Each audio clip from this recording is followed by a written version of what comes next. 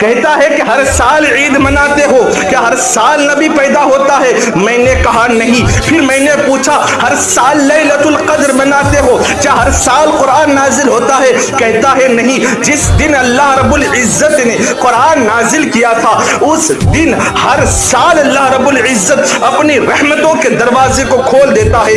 میں نے کہا نادانو، جس دن قرآن نازل ہوا اللہ رب العزت ہر سال اپنے رحمت کے دروازے کو کھولتا ہے، تو ذرا غور کرو اور ذرا اپنے عقل کے دروازے کو کھولو اور سوچو کہ جس دن صاحب قرآن اس دنیا میں آیا ہو، جس ذات کو اللہ رب العزت نے رحمت للعالمین بنا کر بھیجا ہو، تو اس ذات کی ولادت میں اللہ رب العزت اپنے رحمت کے دروازے نہیں کھولتے ہوں گے؟ ارے ابلیسو سدھر جاؤ، سوائے ابلیس کے سبھی تو خوشیاں منا رہے ہیں، تم کیوں نہیں خوشیاں منا رہے ہو؟ تم ابلیس ہو، نثار تیری چہل